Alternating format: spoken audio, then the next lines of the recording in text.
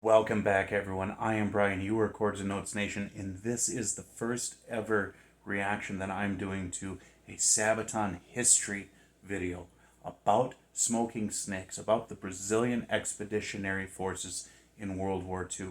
Now, I am reacting to this after listening to the song Smoking Snakes by Sabaton, and that was reacted to after listening to Dan Vasque's version of Sabaton's Smoking Snakes. All of these three videos are going to be released on the same day. So look for those other two videos, because this is just I think this is a really cool thing to do. To listen to the original, to listen to a cover of the original, and then to listen to the historical background of what this is all about. And I'm looking forward to it. Now, if you guys are watching this, you're watching this probably on YouTube. There's a group of people that have seen these reaction videos of mine long before you have. Those people are my patrons. Okay, I have a Patreon page, Chords and Notes Nation. You go there, you check it out, you sign up. It's $5 a month at this point. Okay, you get all the perks that are there right now, which include early release. You can watch the videos early released. Exclusive content. That's not only videos, but other stuff as well. Direct messaging with me. And of course, my patrons get to request videos to be made. And I will do that. And then as this base of patrons grows, we're going to start brainstorming and we're going to start creating different tiers so that the different things that I want to create that the patrons are really on fire about, that I can place those exactly where they belong. And the people that want to go get them can go get them. All right? Not everything's going to be at one level. It just can't. It just doesn't work that way. Especially when it takes a lot of time and effort to create things. Okay? And remember, all of the donation requests via PayPal, the super thanks, and of course the patronage, all of that comes right back into this channel to help it grow and become something better, upgrading. I'm already looking into merchandising. I'm already looking into problem solving with the audio because of the way my setup is and the way that we have this, where this format works for 20,000 people, okay, that like it. And it's I'm inviting you into my living room to watch something with me and just have this intimate setting rather than the whole editing, because I'm raw, honest, and unedited. You guys know this. Those of you who are new, who are watching this, you don't know this. And so this is something you have to keep in mind. But it is all about comfort, and it's all about relaxation and enjoyment. But we always push forwards. We always find where we can improve, and we do what we have to do to improve. But unfortunately, in this world, improvements, especially with technology, cost money. And it's got to come from somewhere. And so contributions to the channel get funneled right back into the channel so that the channel can grow. You understand what I'm saying? Good. All right, let's get started. I'm Indy Nidell. And I'm Pat from Sabaton, and this is Sabaton History. I may pause this once in a You while. might not think of Brazil when you think of World War II, but I may pause this once in a while for copyright purposes, okay? So just keep that in mind. Brazilian Expeditionary Force fought well in Italy, producing 3 extraordinary heroes. Our song, The Smoking Snakes, is about the memory of those people. And we actually went down to Gettr in Brazil and met the people who served with them. Now, Para is going to tell you a bit about the song, but I'm going to tell you about... Okay, so 3 of them stood out, 3 of them. And they actually went to Brazil. That is so cool. They met with some of the people. That is so cool. The Brazilian Expeditionary Force.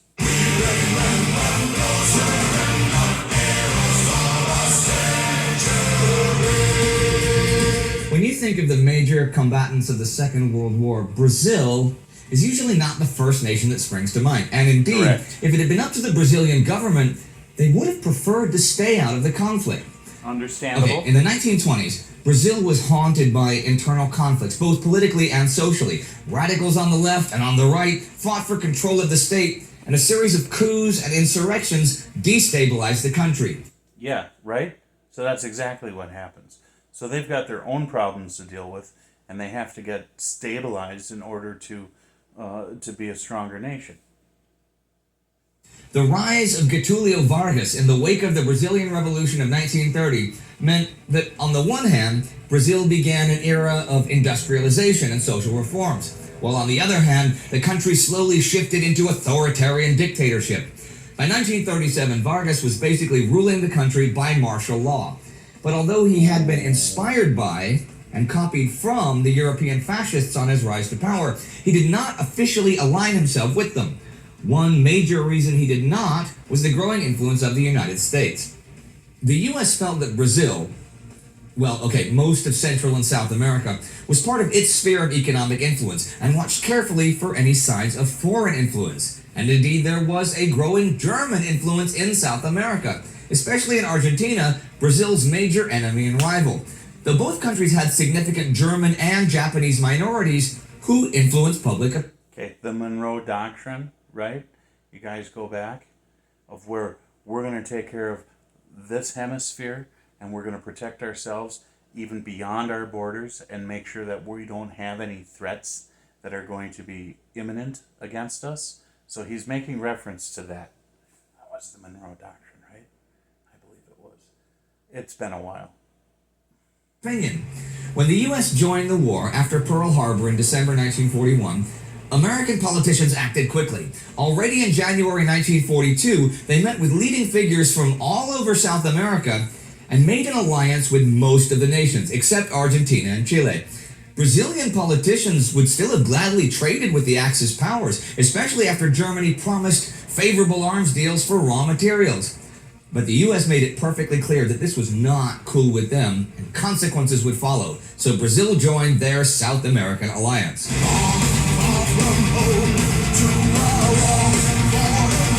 Okay, U.S. influence here.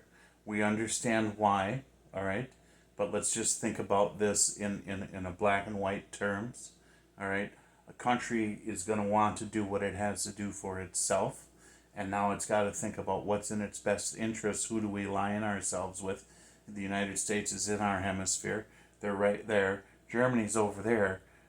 Yeah, we could get what we want from them, but we might have problems with our neighbors to the north, so they had to make a decision. The Axis powers were well aware of the importance of raw materials from South America to the Allied war effort, so German and Italian submarines began targeting cargo vessels from Brazil en route to the U.S. In August 1942 alone, German submarine U-507 torpedoed and sank 5 Brazilian ships, and hundreds of dead Brazilian sailors caused a huge public outcry. Yep. Although the isolationistic Vargas government did not want to be involved in the war, public opinion forced his hand, and Brazil declared war on Germany August 22nd, 1942. Well, they're killing your people. You're killing your people. Of course you need to. That's not cool. Well, we'll get through this. The neon way to lemonade. This meant mobilizing the army and the navy, though both were in a rather poor state. Brazil did not have a large army anyhow, nor the equipment to outfit one. In fact, they were equipped with an amalgamation of European weapons, so they turned to the U.S. for help. The U.S. was actually not all that keen on helping out, since American industry had its hands full with equipping their own units, but they couldn't turn down the Brazilians without insulting them. So they offered to supply them with uniforms and rifles and some older artillery pieces, but everything else would have to wait. Brazil began training a division of 3 regiments with service and support companies attached to it, the Brazilian Expeditionary Force, or FEB, 25,000 men strong. Soon, American outfitted from head to toe, helmet, field jacket, boots, and knife. They still had to train with old Springfield rifles instead of the standard M1s. By July 1943, they were ready. But the tanks, half-tracks, and jeeps that had been promised had still not arrived. They were not prioritized by American quartermasters. But where would the FEB be deployed? Guard duty on the Portuguese islands of the Atlantic was suggested. Then there was talk they would ship out to North Africa, but nothing happened for a whole year as the Brazilians waited and trained. We did that to Brazil. We made them wait. We got them on our side. We equipped them with clothes and old guns. Really?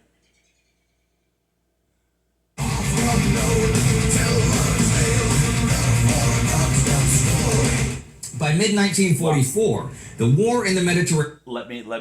Let me modify that. We, okay? No, not the American people. The American government at the time. Not the American people. Because the American people are awesome. And they will help anyone. It's the American government that was screwing around. Had progressed... Even though it's supposed to be a government of the people. Okay? That's a whole different thing we could talk about later. But the representatives that we had at the government and in the army, they didn't equip these guys the way they should. From North Africa to Sicily and then bogged down in Italy. With the Americans now engaged in northern France, they could use all the help they could get in Italy, where there was already a multinational force fighting at Monte Cassino. So in July 1944, the 1st Brazilian Regiment reached Italy. But the Americans there, at first, did not really know what to do with them and didn't even have enough barrack space for them. By now, there was a whole lot of discontent with the whole waiting around to do what they trained for. Right? The Brazilian soldiers were eager, but had been held back for so long that by then they had the saying, mais fácil a uma cobra cachimbo fumar do que a FEB embaçar. It is more likely for a snake to smoke a pipe than for the FEB to go into combat. Sort of like when pigs fly. The smoking snake became so popular that they made patches of it for their uniforms. However, by September 1944, they approached the front lines in Tuscany at the Arno River. Here, they had their baptism by fire. Most of the Brazilian troops were dangerously green in spite of the extensive training because only a few older officers had actual combat experience from the Brazilian Revolution. But they fought skirmishes against German and Italian units until the winter came. Allied High Command was determined to make a northern Italian push in spring 1945 with the aim of capturing Bologna. For that, they would have to first secure the high ground in northern Tuscany. So in the winter of 44-45, the Brazilians were sent out to fight in the mountains in temperatures down to minus 20 degrees and often against veteran German Gebirgsjäger. Most of the Brazilians had never seen snow before. Right? Fighting in the mountains was as tough as you might imagine. The terrain was difficult, and the Brazilians engaged German forces at Monte Castello, a well-defended artillery position. They were often sent out at night on combat patrols to infiltrate the German lines, probe their defenses, and capture prisoners. As the 1945 campaign season began, Allied High Command began Operation Encore. This was a combined American-British offensive to finally drive the German 10th and 14th armies out of Italy. The Brazilians, supporting the Americans, would send out their whole division. They were tasked with attacking Montese, a major German strongpoint in the south of the Po Valley. The attack on the city was planned for mid-April, and the Brazilians would advance on the left flank of the American thrust, this time even supported by armor.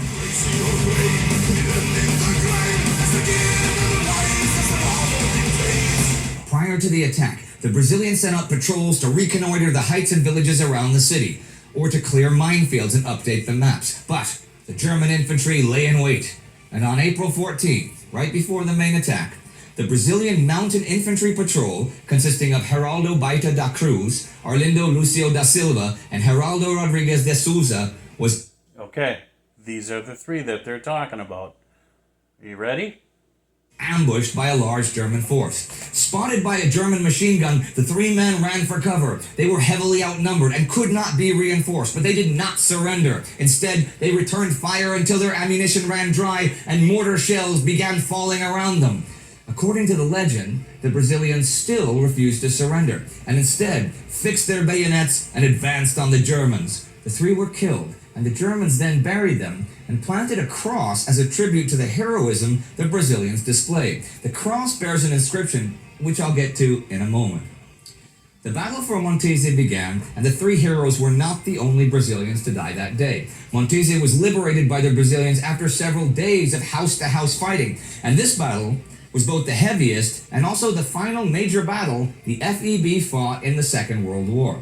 Fighting continued after the battle as the Germans retreated, but once Mussolini was killed by Italian partisans on April 28th, the unconditional surrender of the Axis forces in Italy was signed.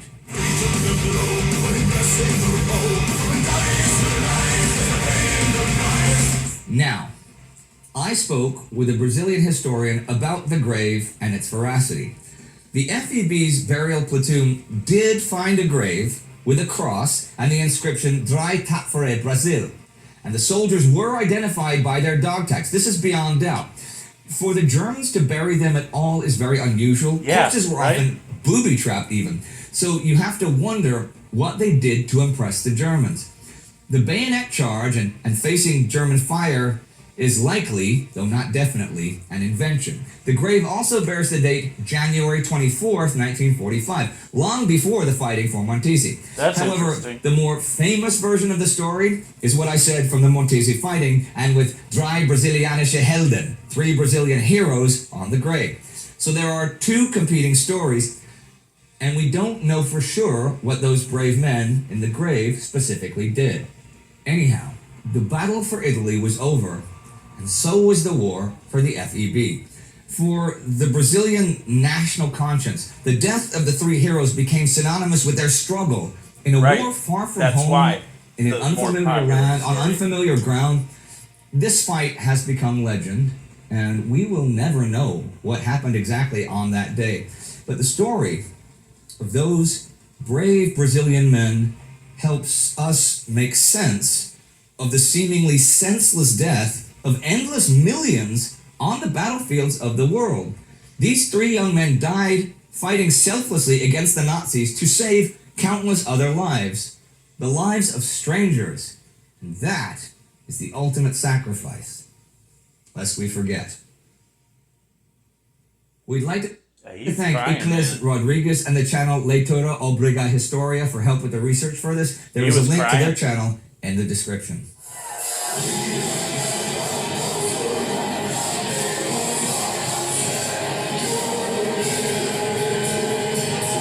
Now, I find it very interesting that you chose to write about Brazilians during World War II, you know?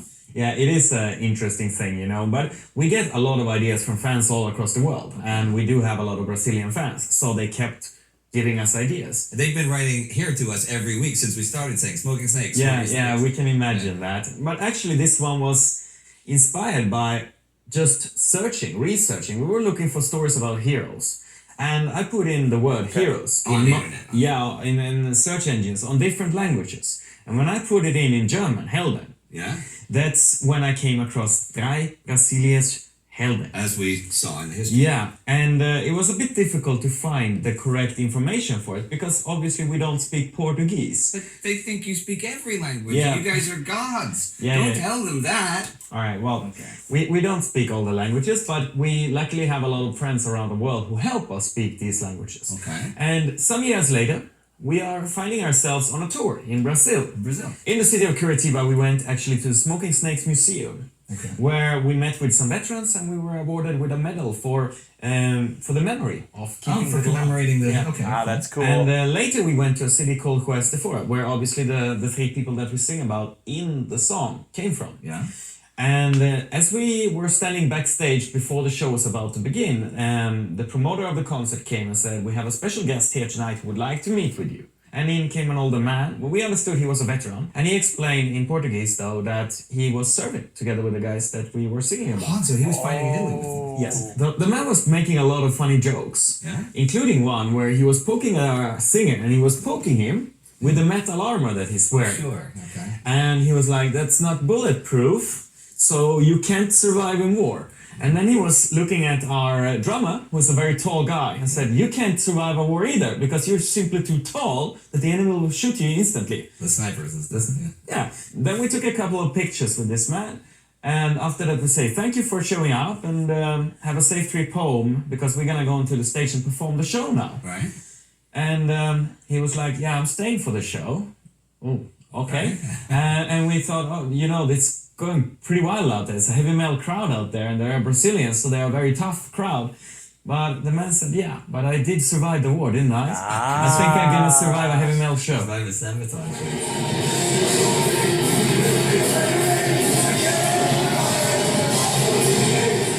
Now, there's one thing that you told me, which I think is really interesting. Since your song is a tribute to these men, but there's also tributes to your song. Yeah, well, a lot of them actually. If you think about it that way, you refer to the orchestral version. So, yeah, okay. Yeah, because the song Smoking Snakes is obviously about the Brazilian army. And there's a lot of Brazilian army orchestras who cover this one. And I think they actually made it to one of their marching songs. Very Wait, cool. can we hear and see some of those right now?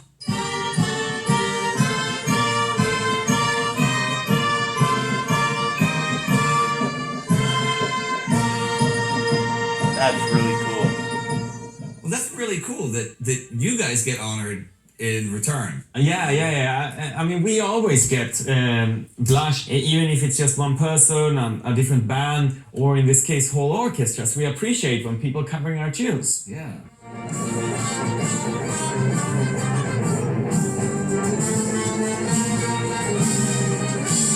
In some of our songs, it's actually funny when we are talking about a specific country. We try as well sometimes to get in something of the local language. And in the song Smoking Snakes, we have a few words in Portuguese. Okay. And it is, of course, it becomes very powerful when it's in your native language. And when thousands of Brazilians sing along to Portuguese language, it sounds like this.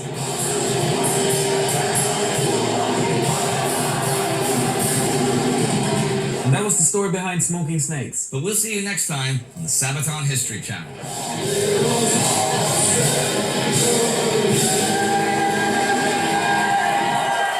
Alright everybody, thanks for watching.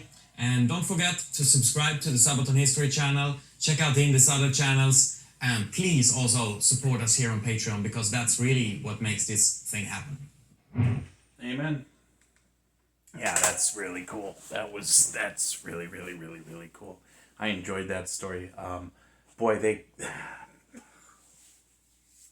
American government did not,